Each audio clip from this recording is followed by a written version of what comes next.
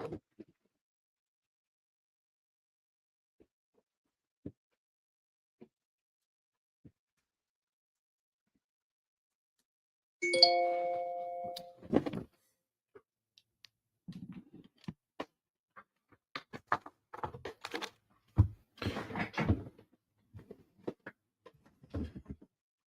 right, what's going on, guys?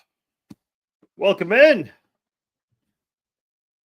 Farzine Vasugian here with you for an episode of the Red Friday live chat. Now, as you can see, you're looking at the show cover right now, so I will not reveal my face until you guess what I am dressed up as for Halloween. And yes, I am dressed up for Halloween tonight. Why? How can you do a Red Friday Q&A live chat and not be dressed up? Now, again, we will look at this entire screen for the whole duration of the night of the live stream until one of you guesses who I am for Halloween. Hopefully, someone figures it out quickly. Gus says LFG think that Smith and Moore will play. Yes, they will play. I am not a hot dog. I am most certainly not a hot dog. I would love to eat a hot dog right now, though. Casey Wolf. I am not dressed up as Casey Wolf. I am not. Georgie on Instagram says, "Are you Chiefsaholic?" No. 2 people thought I was a wolf. 2 different kinds of Casey Wolves, I suppose. Am I a Chiefs related player? No. But you are like if we were to play the hot and cold game, you are like really on the hot side of things right now. Like you are definitely like the temperature is pretty hot. Like you are very close to making a guess. I kind of just gave away what I am. I'm certainly not a Chiefs cheerleader. Definitely not a Chiefs cheerleader.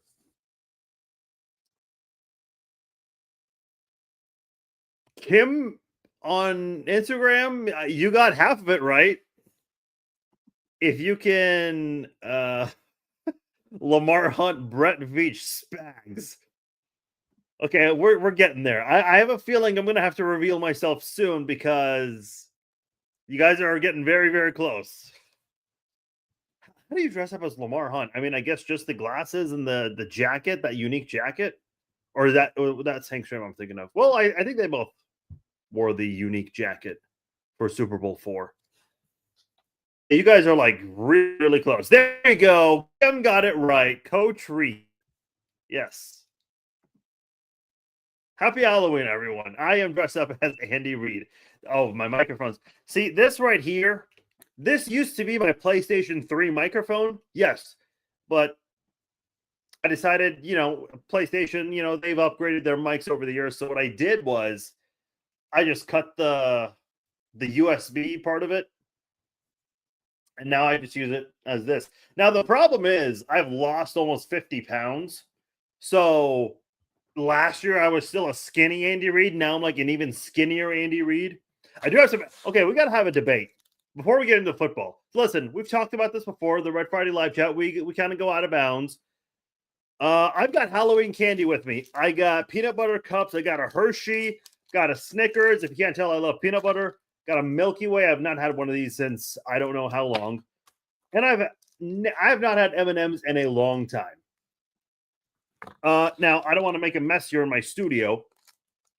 Thank you, Teresa. I am proud of myself as well. I used to be a former fat ass, and now I'm trying to get skinny. After that, I need to start like putting on some weight. Not gaining weight, putting on weight. Different. So here's how tonight's going to work.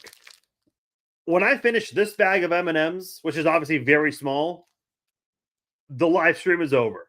The live stream is over. Now, you guys know how this works. This is the Red Friday live chat, the Red Friday Q&A live chat.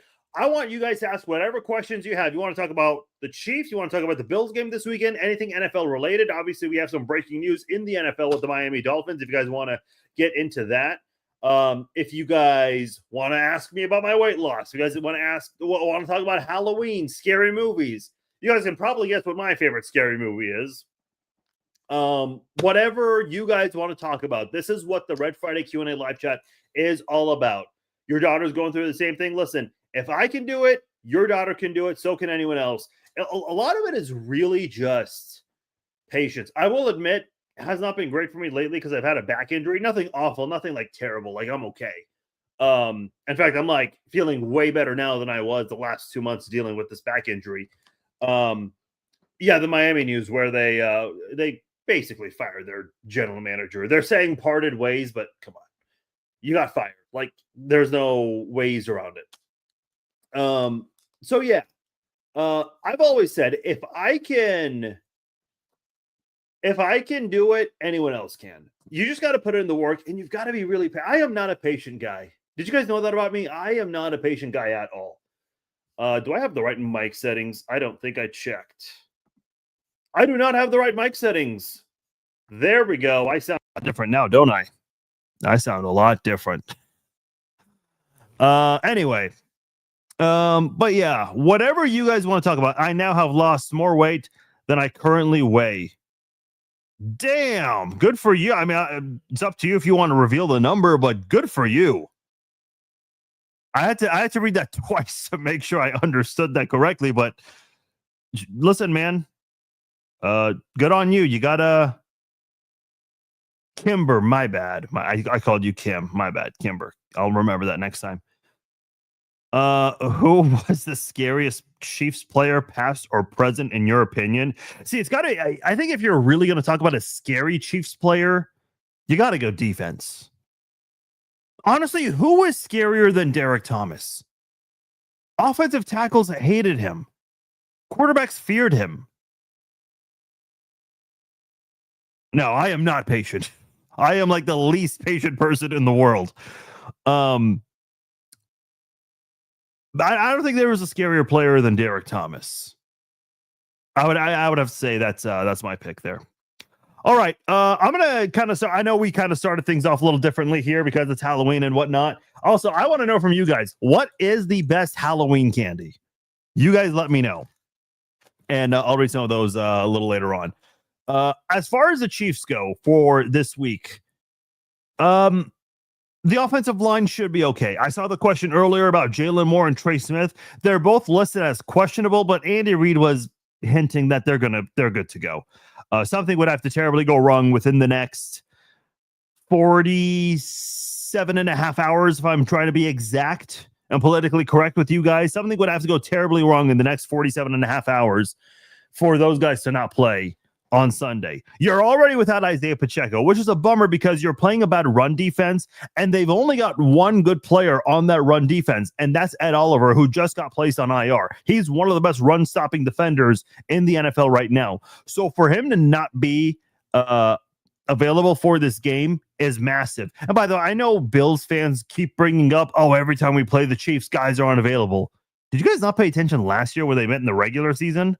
The Chiefs were without wide receiver 1, wide receiver 2, running back 1, and running back 2 for most of the season. But the Chiefs still won 15 football games. They weren't the prettiest of games, but they found a way to win 15 games. The Lions lost a bunch of players on defense last year. They also won 15 games, and they were blowing teams out. I know it didn't translate well for them in the playoffs, but they still found a way to win 15 games.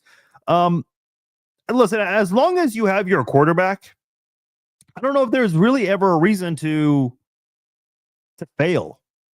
I mean, look at a few years ago, the Browns were using a fourth-string quarterback in Joe Flacco coming off the couch, and they found a way to make the playoffs. That same year, the Bengals almost made it with Jake Browning. I mean, listen, I know he had a lot of great talent around him, still does today, but I guess there's some pessimism now with Browning because of how he's played in racing games that he started, but you get the idea. I know Bills fans love. Remember when the Chiefs went to Buffalo for that playoff game, and the narrative was, this is Patrick Mahomes' first true road game, and this is his first time playing in Buffalo with Bills Mafia in attendance. And people thought, Patrick was screwed now. Like, there's no way the Chiefs are going to for sure lose this playoff game. And Bills fans were pretty high going into that game. And after the game, it was Tyler Bass missed and or we didn't have players available on defense. It's like, wait a minute. This is the same Bills Mafia that said that the Chiefs were going to lose this game. Now, all of a sudden, it's the kicker. It's guys missing on offense. It's not, Josh Allen and the Bills, their biggest offensive play of that game was 18 yards. And Allen missed a wide open Shakir on the second to last play before the field goal attempt. Come on. Like, drop the excuses, man. Like, when you lose, you lose. You gotta just take the L on that one. By the way, I see more of you guys coming in here. Appreciate you guys joining me on this Halloween edition of the Red Friday Q&A live chat. Please, any questions you guys have, Facebook, Instagram, X, YouTube, wherever you guys are watching from, greatly appreciate you guys. Comment below, and I'll get to all of your questions. I don't do the best job of keeping track of Instagram. I'm going to make sure that changes moving forward. So if you're on Instagram and you wonder, why doesn't Farzine ever read my comments? It's because my lazy ass does not check Instagram as much as I should. So Instagram is the one where we have the fewest viewers, and that's okay. But if you're on there, that's your preferred way of watching. Ask whatever you want. I will say YouTube is better because unlike Facebook, X, and Instagram, if you're watching on YouTube, you can get off the YouTube app and still watch me, like on the corner of your iPhone or smartphone, whatever it is you watch on, and you can still, browse the internet or do whatever it is you got to do on your phone. So that's just my suggestion, but it's up to you guys how you guys want to watch and consume the podcast. The other thing I did want to get into is Tyquan Thornton. Now, I put out a YouTube video this morning talking about Tyquan Thornton and the amount of responses to this. I saw Shannon Sharp and Chad Ochocinco. They talked about this earlier this week as well. Listen, I said this earlier in the year, in the offseason, in fact. Listen, I had mentioned in the offseason that Tyquan Thornton does have a great skill set.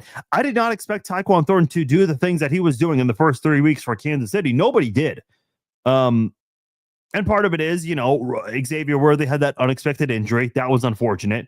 But Tyquan Thornton, ever since Xavier Worthy came back, his snap count has dropped.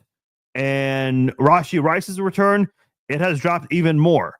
We haven't seen much of Tyquan Thornton over the last couple of weeks. In fact, twice in the last 3 games, Thornton has not been targeted. He was not targeted in the Detroit game. He only played 17 snaps. That was right before Rice's return. And against the Commanders this Monday night, he only played 5 snaps. So obviously no targets in that one there. Look, I've said this before. There aren't enough footballs to go around. There just aren't. The trio of Hollywood Brown, Rashee Rice, and Xavier Worthy. And I know Hollywood did not have. Listen, Hollywood is a guy that plays a lot of snaps, and he did not have a catch in this game. I know there was a disconnect between him and Mahomes on Mahomes' first interception Monday night, but boy, listen, even Juju, who was getting involved quite a lot because there was no Rice and Worthy. There were no Rice and Worthy, I should say. Juju got involved a lot early. And now you're seeing just a little bit of Juju. I'm going to tell you guys this right now.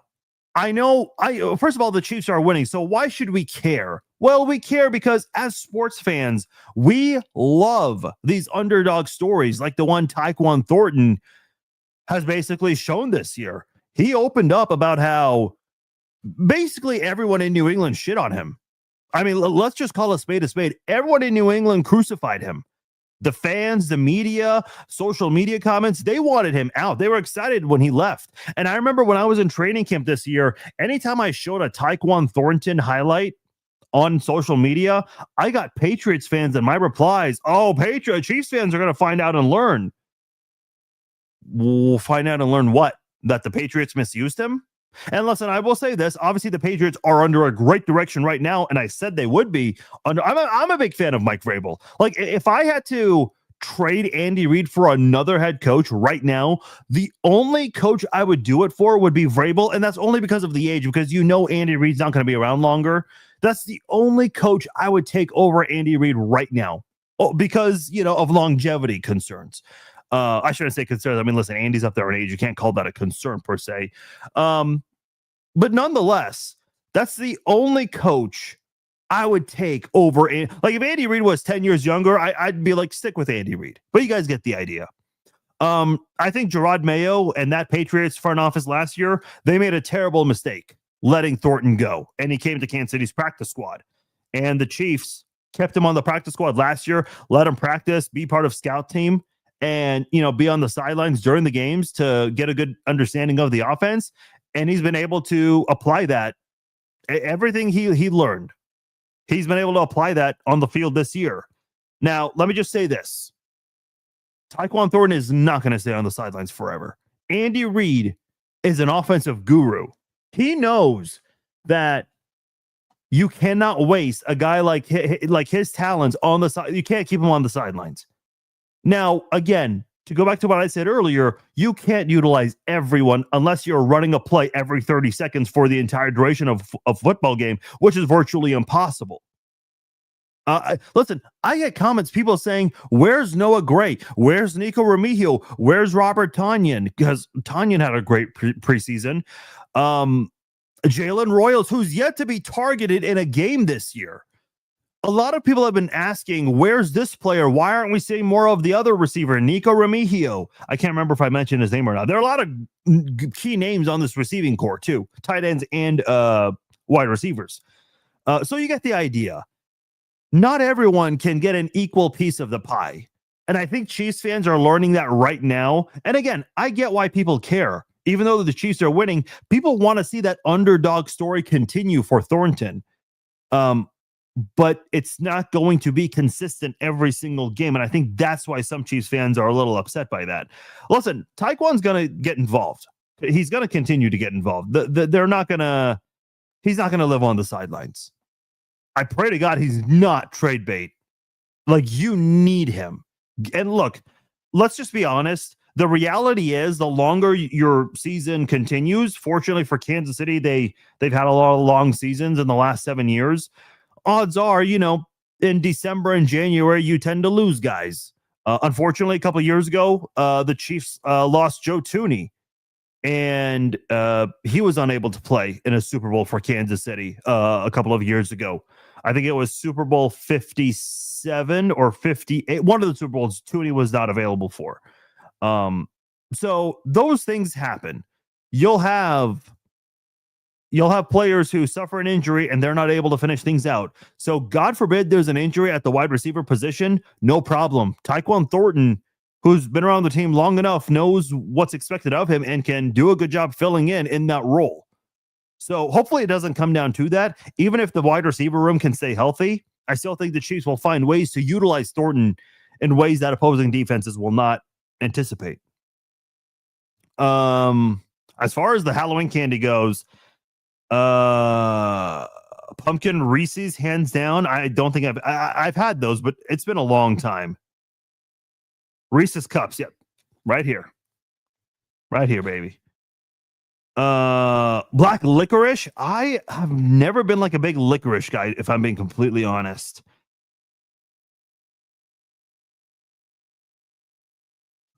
M&Ms. Okay, see, this is the thing. I've got M&Ms right here. I told you guys the live stream will end when I finish my M&Ms here. I have not had an M&M in a long time. Listen, Taste Test Tuesday's on a hiatus, but why not?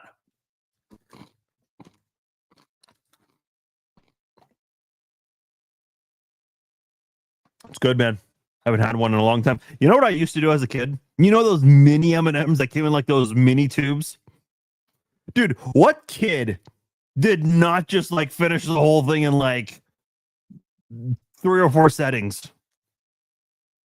Anyway, those are really my thoughts going into this game. As far as the game itself, and by the way, if you're here, please ask your questions below, and I will get to your guys' comments and questions on Facebook, Instagram, X, YouTube, everywhere. So get on the questions, and I'll get to you guys very soon. I'm very confident in Sunday's game. I'm going 31-21 Kansas City. Originally, I had a 24-21. First of all, they're missing Ed Oliver. The news came out today. Shaq Thompson is not playing on Sunday. The Bills are without 2 very important pieces of their defense. Now, if the Chiefs had like a Priest Holmes, a Larry Johnson, Kareem Hunt in his old form, Christian Okoye style running back, there would be a big possibility of breaking the single game rushing record in this one here, because the Bills are missing some guys and they're already bad enough against the run. Pacheco will not play. Kareem Hunt this is Kareem Hunt's chance to go back to his 2017, 2018 form. Certainly. So there's that opportunity for him. But the thing about Buffalo, listen, Bill Parcells has said, you are what your record says you are. And I agree with that. You can only play who's on your schedule. You can't ever apologize for winning. However, I'm trying to not let this microphone interfere with this microphone. But I will say this. Strength of victory is a real thing. The Bills have the worst strength of victory in the AFC. Now, the entire AFC, their strength of victory is pretty low in general when you compare it to the NFC's. But I think ultimately, Buffalo has not done well against better competition. They just haven't.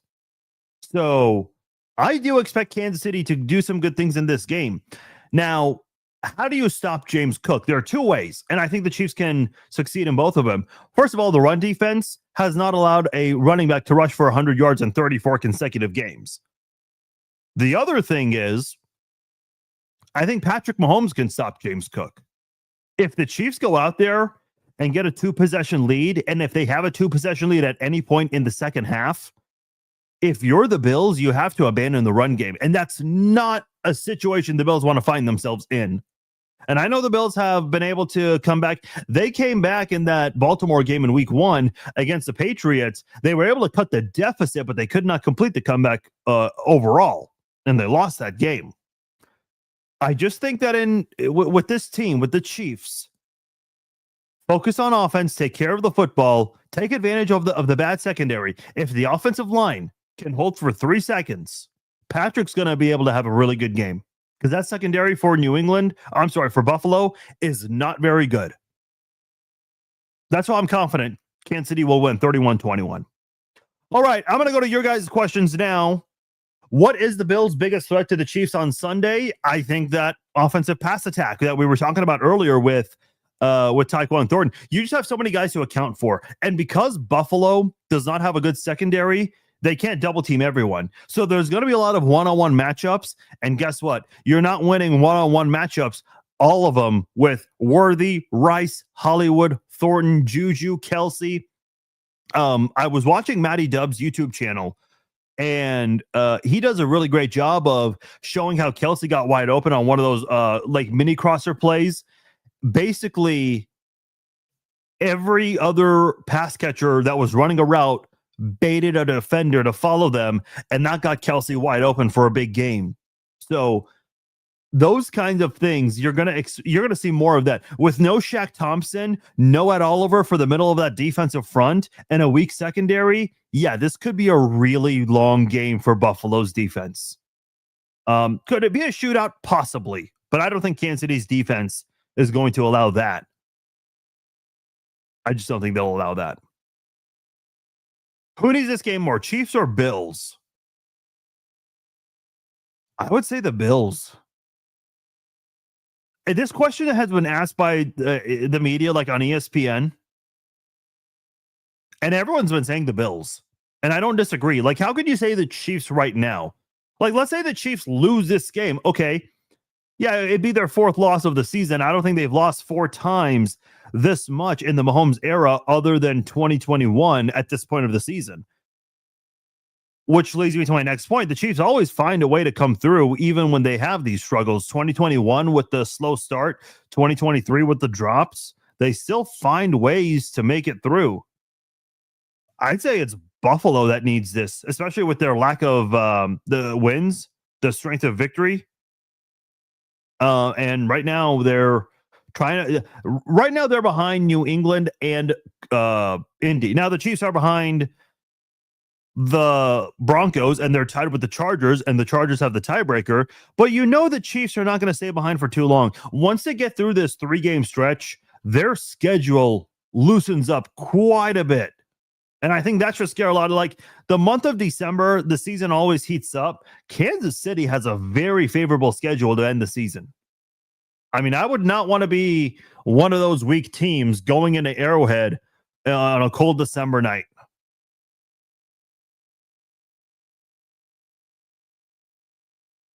Yeah, Holly, I get that. Your comment about Patrick, and right now you're concerned because you got guys sick, injured, personal. Yeah, I get that, but listen, I thought Jalen Moore did good. Aiden Hutchinson, I know Max Crosby got injured early in the Chiefs Raiders game, but before Max Crosby's injury, did Max Crosby do anything scary? Did Aiden Hutchinson have the game of his life against Mahomes? No, you never saw that. Now, I know the Commanders got to Mahomes, 3 times in that game? That's okay. But it's not like Mahomes was running for his life every other play like he was last year. Not at all. Whole different game. I think Mike Caliendo, certainly the experience he had last year, he's applying it to this season, and I think that's helped out a lot.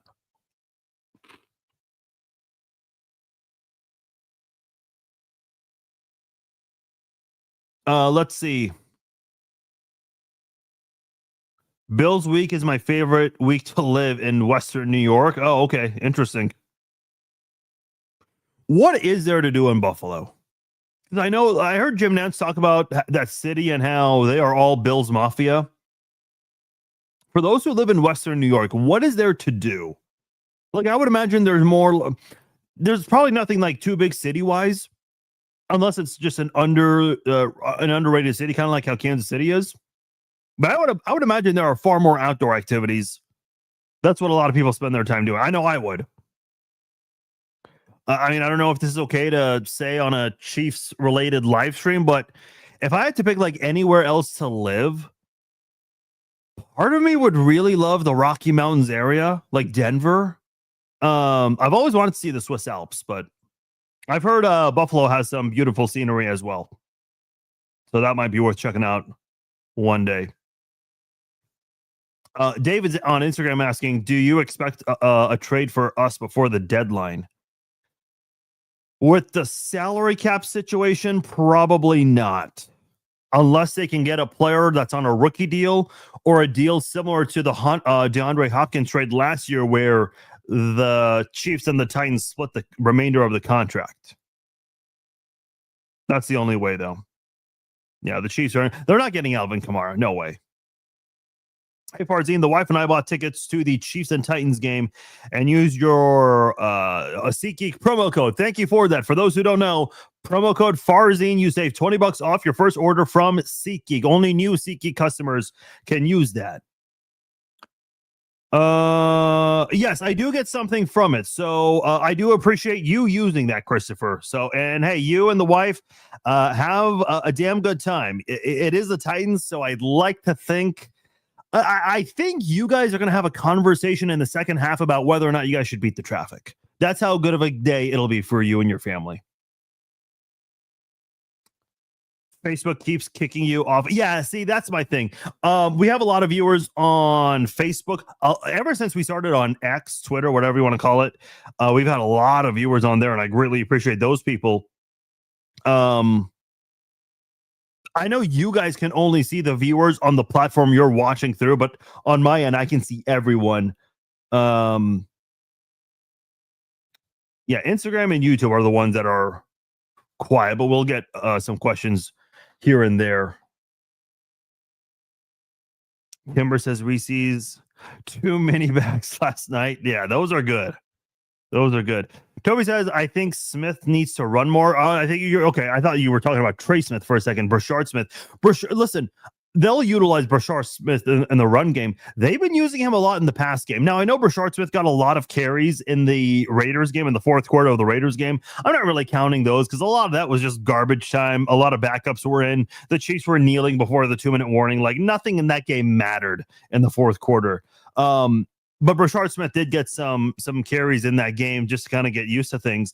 Brashard Smith in general, though, when you remove that fourth quarter, a majority of his workload has been in the passing game, to my surprise.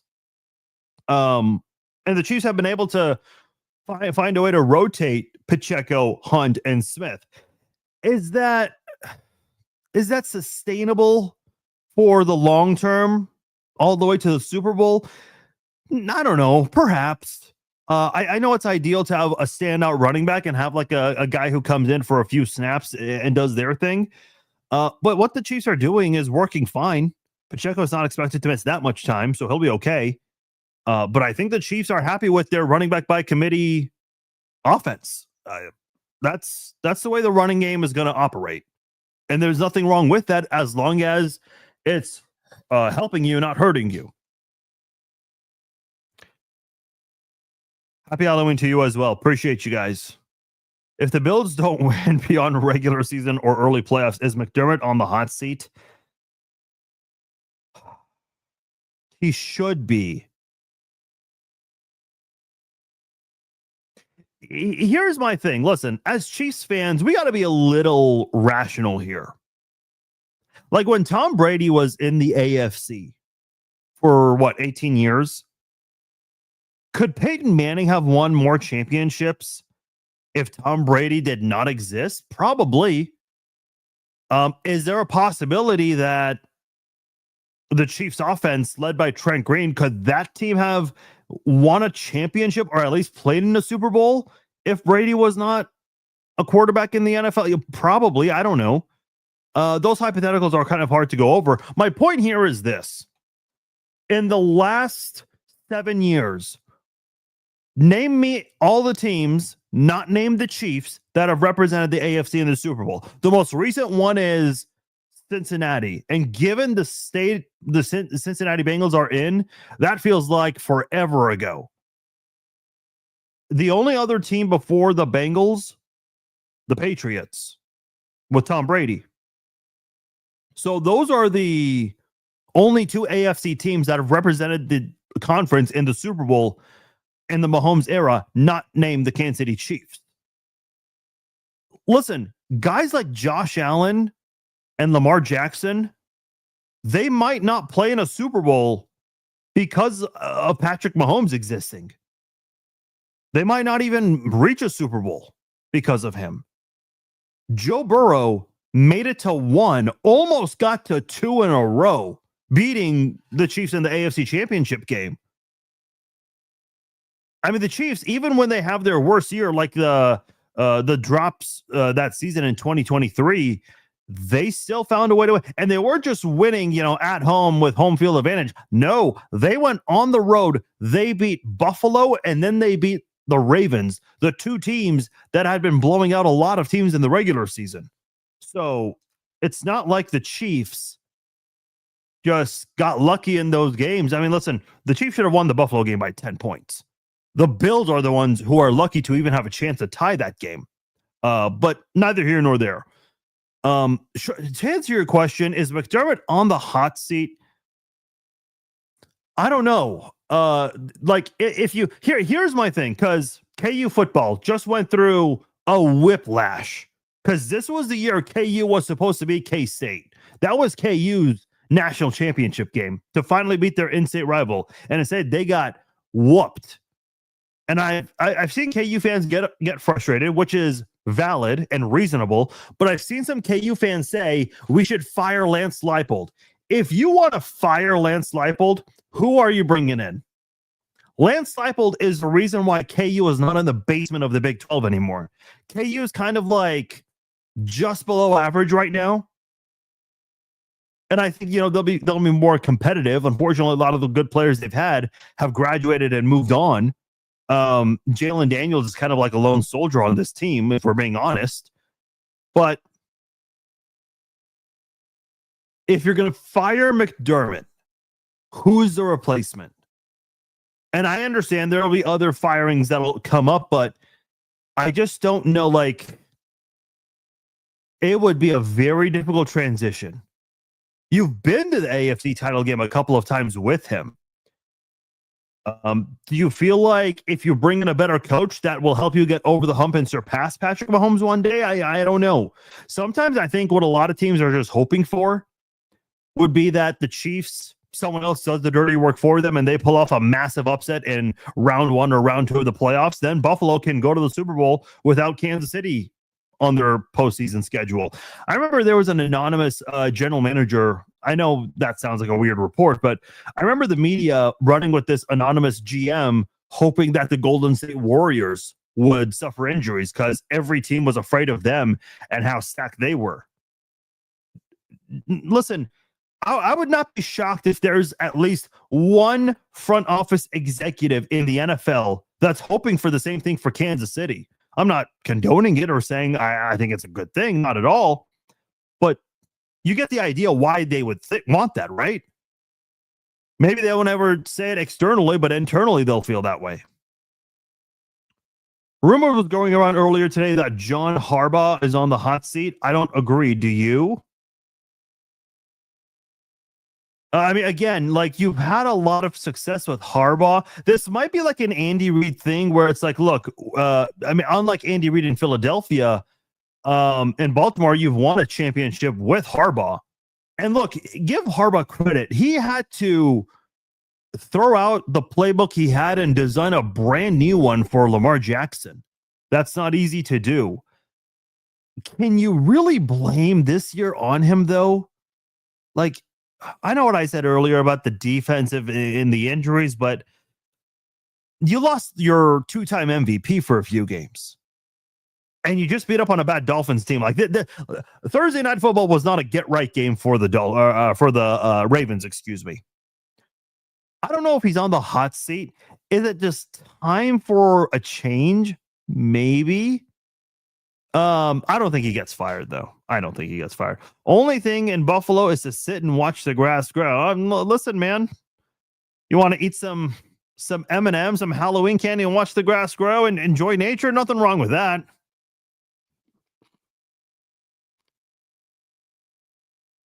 See, I got to go to Denver. I got to visit Denver one day. I maybe not in the wintertime because I hate the cold. I'm already struggling with the transition from the warm weather to the cold weather this week. Like, dude, I'd rather get hit by a train than deal with the cold. That's how much I hate the cold. But I do want to visit Denver one day. I hear all this stuff about the thin air and people not taking it in well. Like, I don't know. Have any of you guys dealt with that kind of thing before? Because I know in years past, whenever there was like a different starting quarter, like after Trent Green left, the Chiefs had a bunch of different starting quarterbacks. So every time the Chiefs were getting ready to play the Broncos on the road, I remember the media always asking the different quarterbacks, hey, what do you think of the thin air in Denver? I'm like, is that really something quarterbacks worry about? Oh, 100% they're playing better last year, Layla. Yeah, for sure. Travis Kelce is more effective this year. His yard per catch average is much higher this year than last year. And Kelce kind of alluded to that on his podcast this week, saying that the energy is electric because they're scoring more touchdowns this year.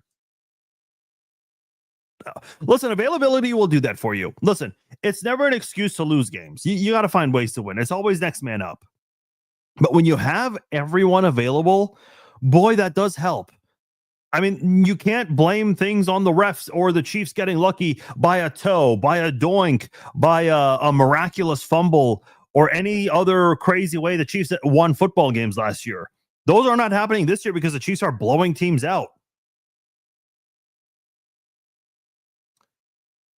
Spammer congratulated me on winning $1 million, a Ford truck, and a house. Guys, I just won $1 million, a Ford truck, and a house. This is the greatest Halloween ever. Trick or treat, indeed, for me.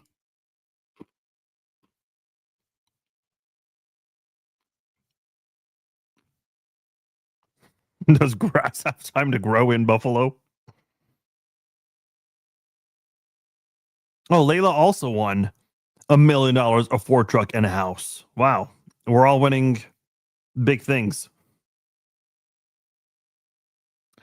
Probably a lot, but I don't go to Buffalo unless forced, but not a ton in Buffalo, mostly Niagara. Yeah, that's what I figured. That's what I figured.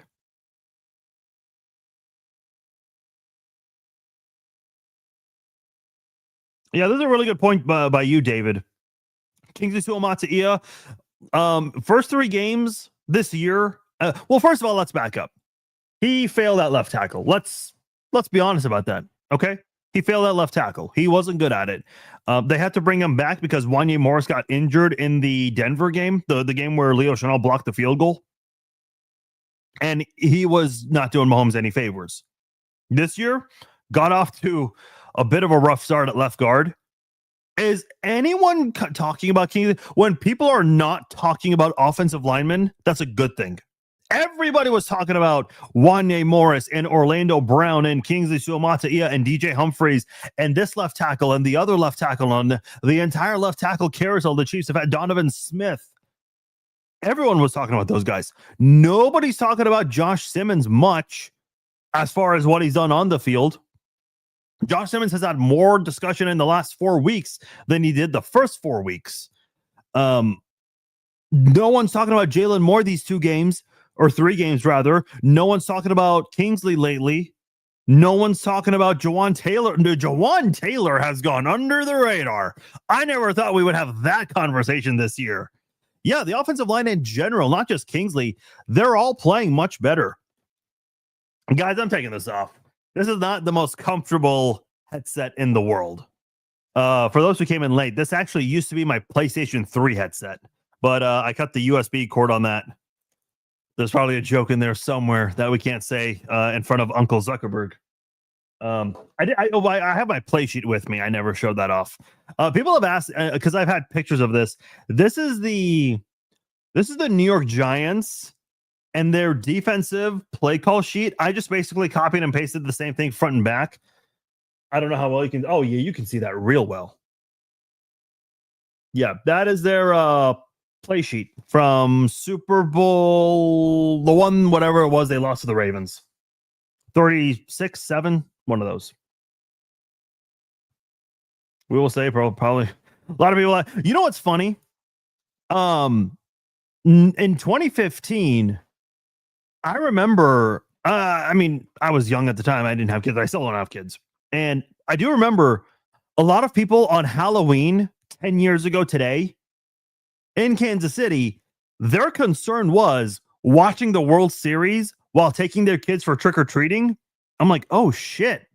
I never even thought of that. Like, and listen, I think if we're being realistic, there are probably some Royals fans who realize this might be the only time that they would see the Royals in this position, because historically speaking, the Royals just aren't very good. Like, come on, what would you? I'm pretty sure like half of Kansas City was okay with canceling Halloween that year. I like, come on.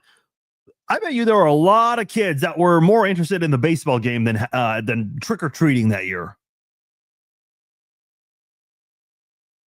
Because I'm trying to think. Because I think I was just 2 years out of college. What was that? Yeah, 2015. Yeah. No.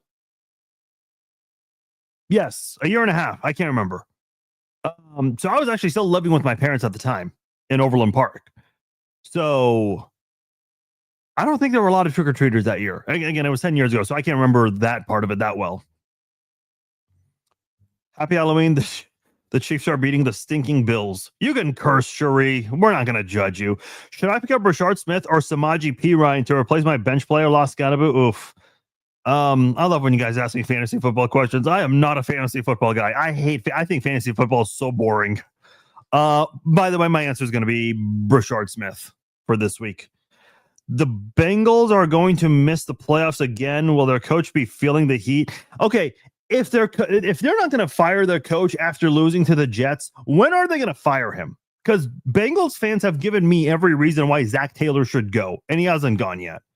I think if the Bengals can be somewhat competitive and barely miss the playoffs without Joe Burrow, I think he's getting a free pass this year. I don't think he's getting fired.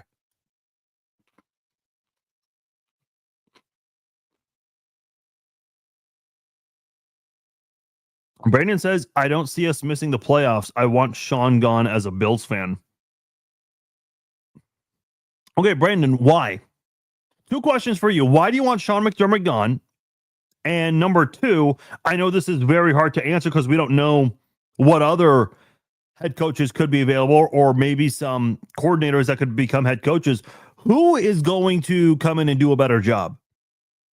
Because look at Philadelphia. They fired Andy Reid. Now, Philadelphia ended up destroying the Chiefs in the most recent Super Bowl.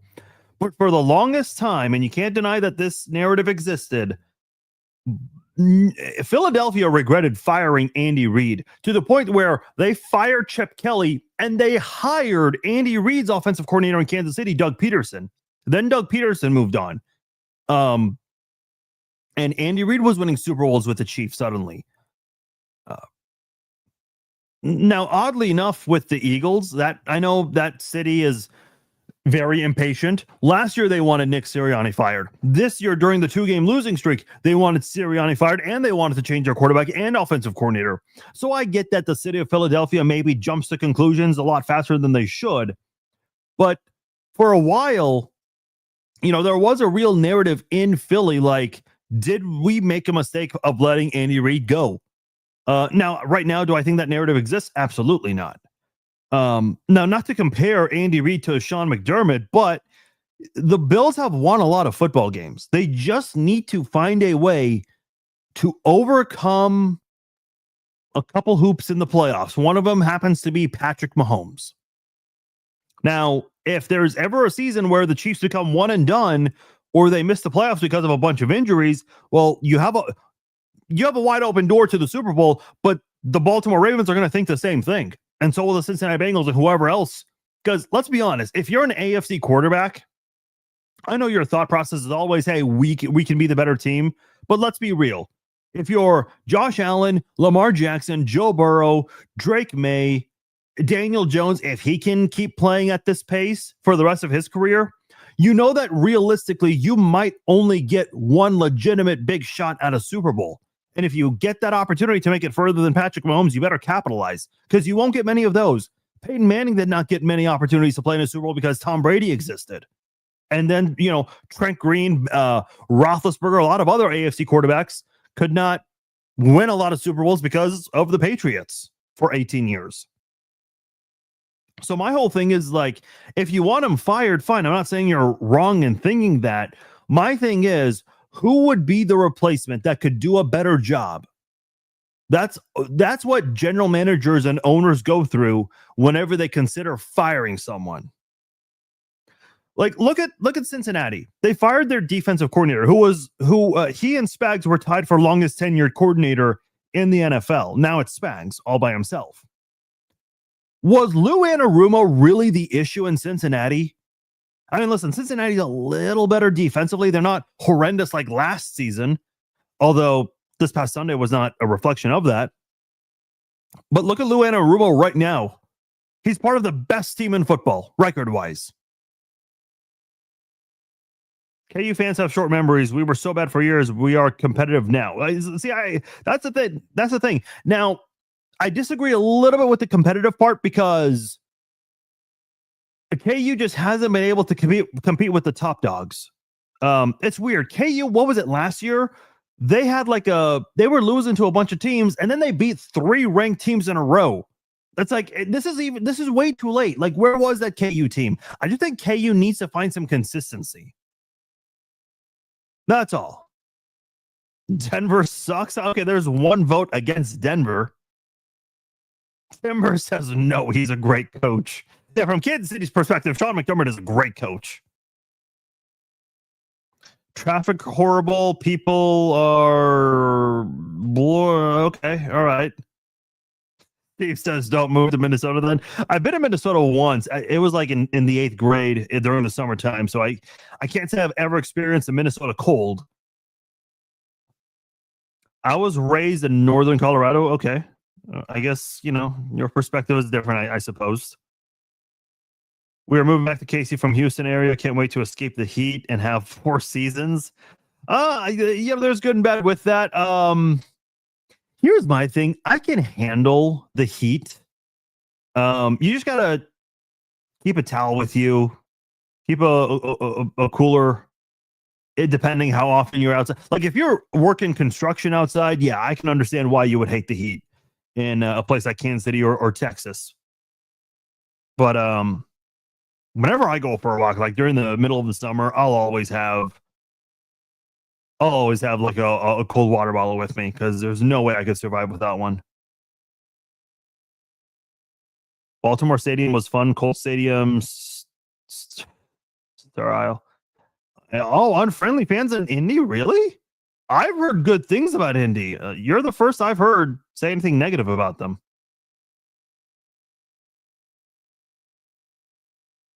All right. How am I doing on the M&Ms? Oh, I have a bunch. Okay, I gotta start chewing on a few so we can wrap it. Because I said we won't end this until I'm done with the M&Ms. So I'm putting a few in the system.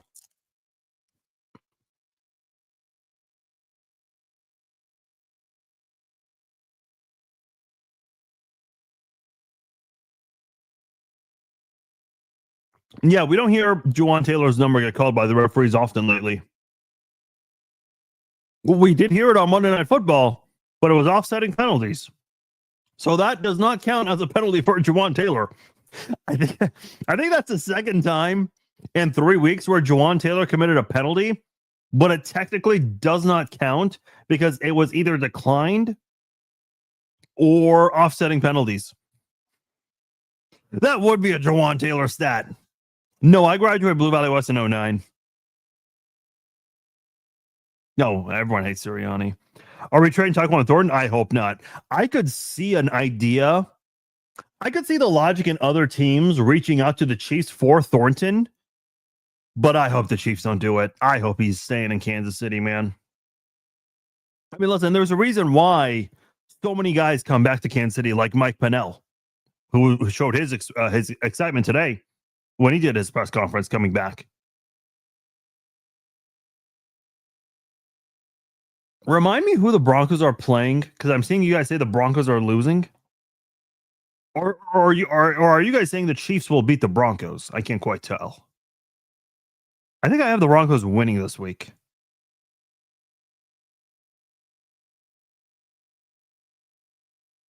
Let's see. Oh yeah, the Texans. Yeah, that the line for that game when I was doing my picks was at 1.5. There's no way that should be at 1.5. That should be much different.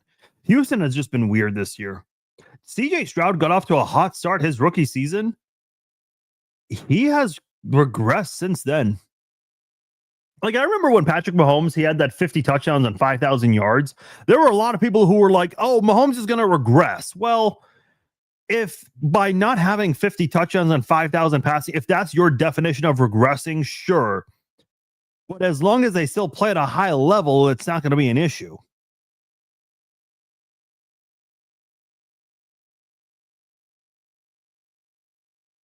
Yeah, KU lost a lot of players, unfortunately, last year. I think that's why I was surprised Jalen Daniels took advantage of a grad program to come back for another year. Because I think part of it, too, is like, I don't think Jalen Daniels has been getting a lot of the best looks from scouts. So I think he was trying to have one great season of college football where he, would play well on the field and stay healthy. Unfortunately, he never was able to get both of those in the same year for KU. And I get that. I mean, listen, man, you see all these quarterbacks making money, even the quarterbacks that aren't winning playoff games, they're making a bunch of money. So he probably was trying to do anything and everything possible so he can impress scouts one last time. And now he's going to have to possibly deal with the fact that he'll just, likely get a rookie deal, play out the rookie deal, and that might be his NFL career.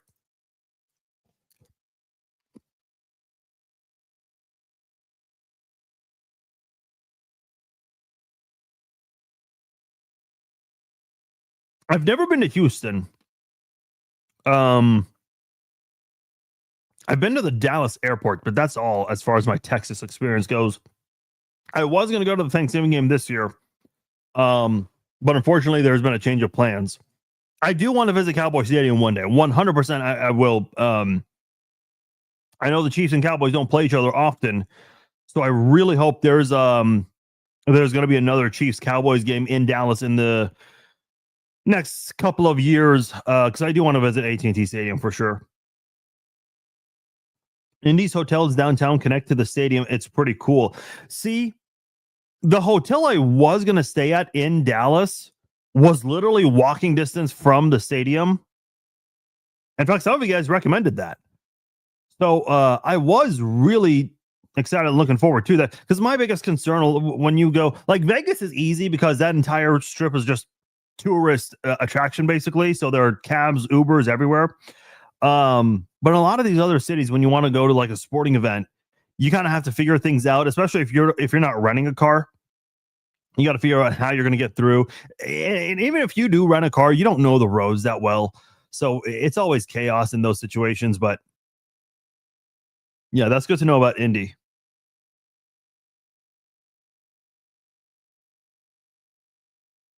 Let's see. We're almost out of M&Ms. So I'll read whoa, there's almost fumbled that one. I'll read a few more and then we'll get out for the night. The Texans are favorite. Are we sure? I thought I saw Denver was up by 1.5 on that one. Did that change? There's no way Houston should be favored in that one, even if they're the home team.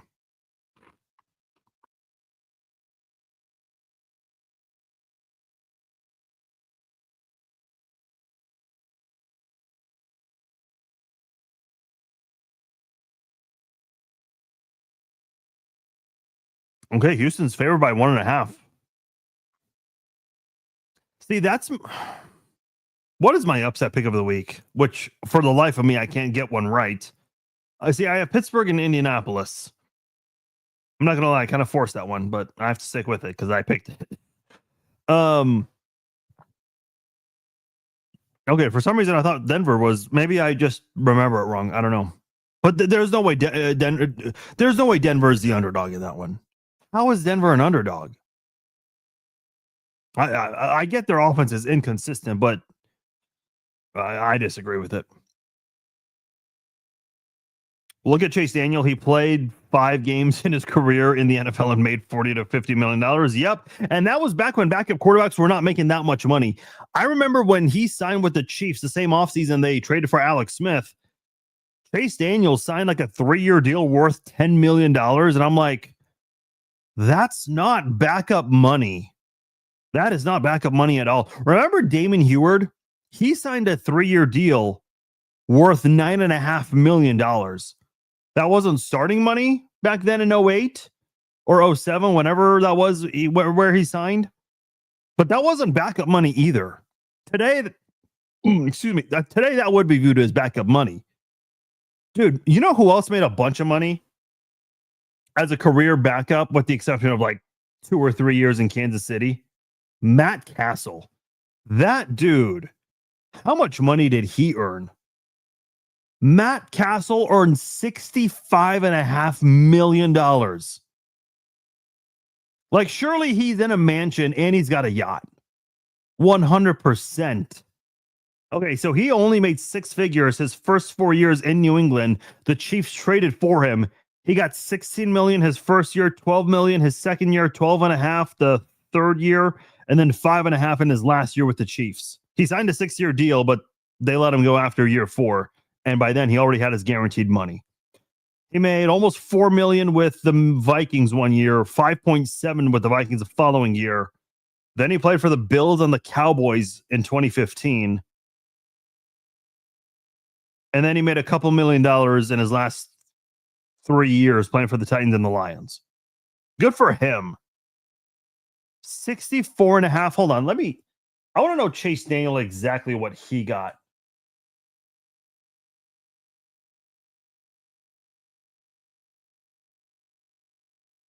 Chase Daniel made $41 million, almost $42 million. Good for him.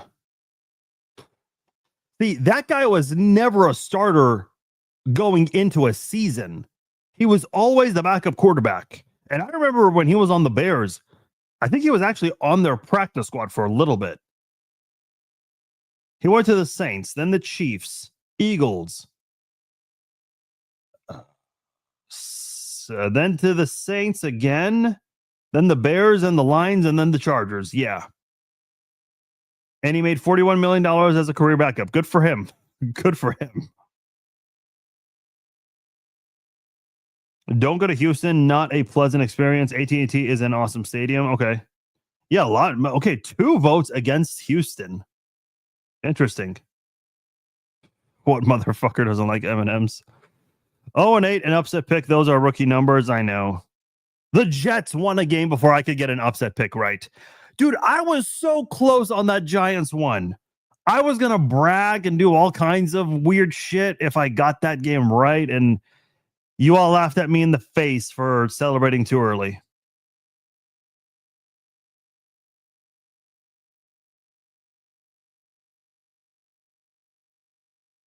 Yeah, how is Houston a favorite? You wrote casserole, but you meant castle. It's actually funny. You know what's really funny? The 2 like simplest names in Chiefs history that everyone misspells are Kelsey and Castle. Everyone spelled Castle like in actual castle with a T in the middle. So I always got to chuckle anytime people misspelled Matt Castle, his name. People also mispronounce Chase Daniel's name. It's Chase Daniel, not Chase Daniels. And I saw a lot of Mizzou fans get that one wrong. Yes, Houston does have a great defense, but their offense is so bad. And I know Denver is inconsistent, but I've seen Denver light it up in the 4th quarter when they need to. I don't know, man. That one I disagree with. Like that 1.5. I like that 1.5. Was Denver ever the favorites this week? They had to have been at some point. Something happened. Let's see. Any other questions? Dark Child says, "What's up from Philly? What up, Philly?" Throw a cheesesteak my way while you're at it. I've always said I need to go visit Philly and try their best Philly cheesesteak there. Jersey Mike's is great, but that's also Jersey Mike's. So Houston has no zoning, so a mansion next to a gas station. I love how people are talking about Houston as a city and then Houston as a team.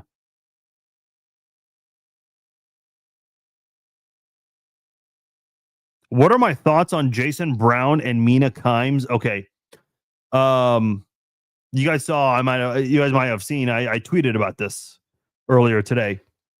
I was kind of late on this. I had no idea what this was about.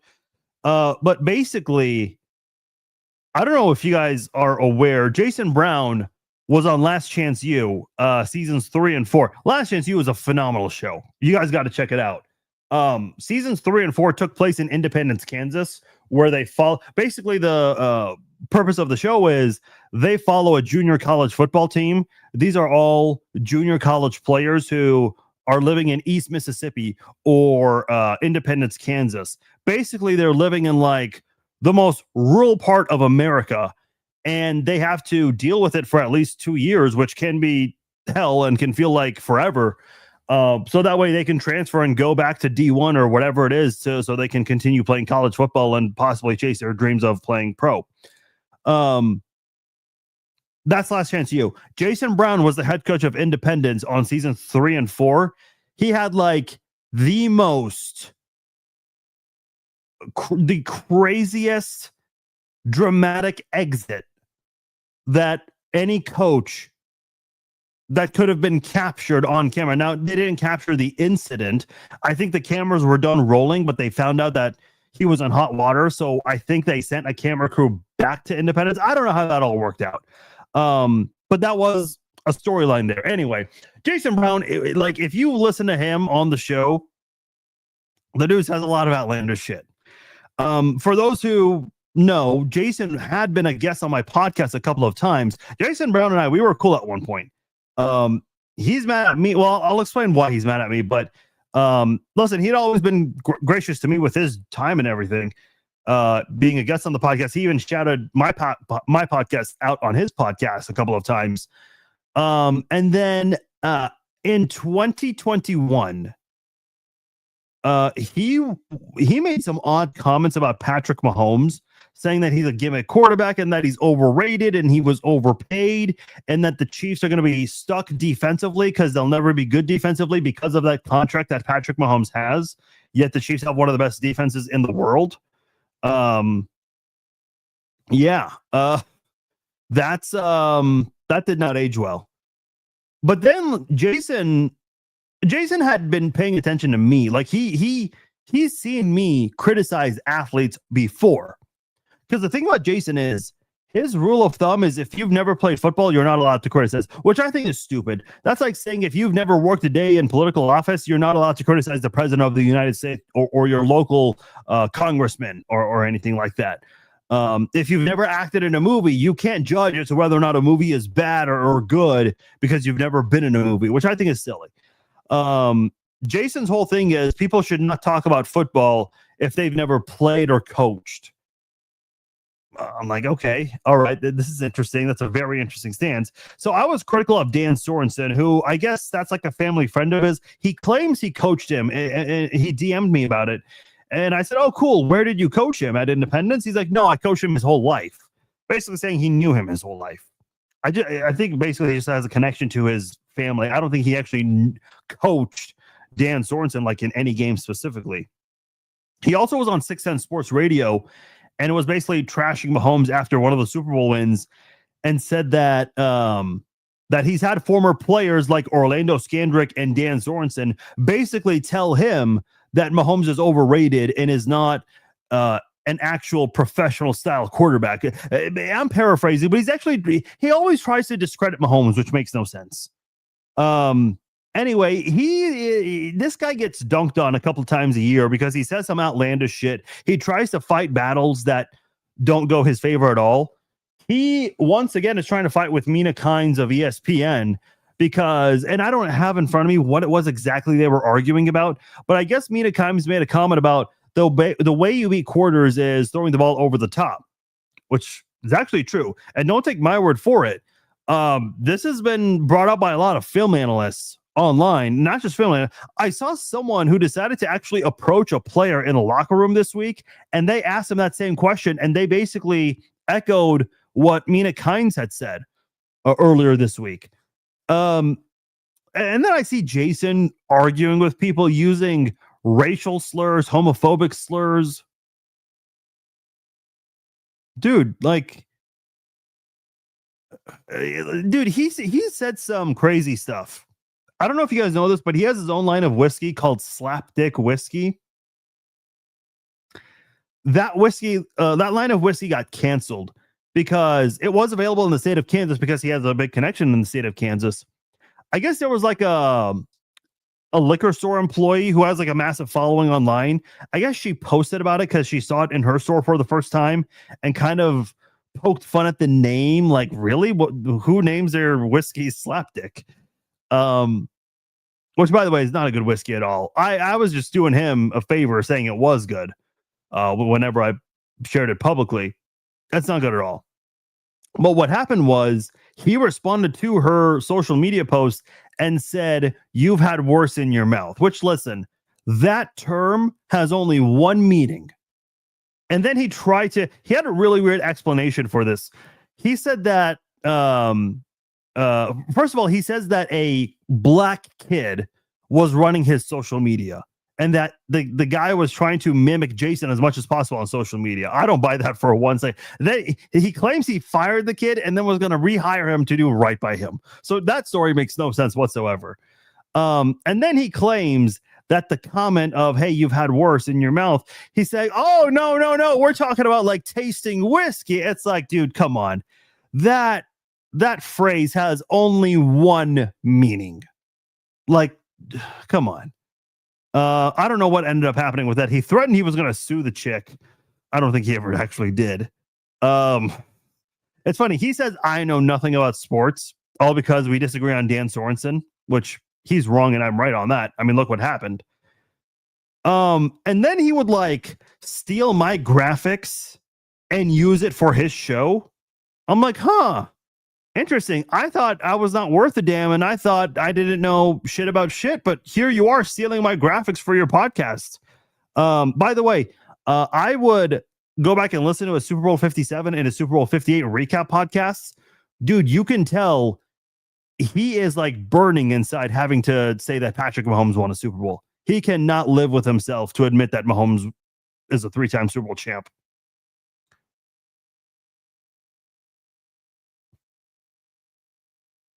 I think Cam Newton went there. He might have. But yeah, basically the point with Jason Brown is that his whole rule is that if you have never played or coached football at the high school, at a college or pro levels, then you shouldn't be able to talk about football, which I think is dumb, because a lot of his football opinions end up getting debunked. A lot of the stuff he says does not age well. The thing he has said about Patrick Mahomes, those have not aged well at all. I mean, he basically said that the Chiefs would never win a Super Bowl. He said this in 2021, as long as they have Mahomes with that overpaid contract. That at all has not aged well. Like, if Mahomes is overpaid, what do you say about the 13 or 14 other quarterbacks who are above him right now? I want to know that justification. I want to hear Jason Brown say those guys are overpaid. But he knows football, not me, supposedly. I'll let you guys be the judge on that.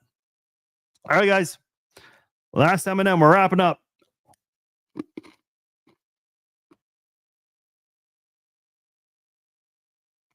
I am truly surprised. I did not have one doorbell ring up. No one rang the doorbell. Excuse me. Bam. Yeah, I thought I was going to get a bunch of knocks and rings during this live stream. Guess not.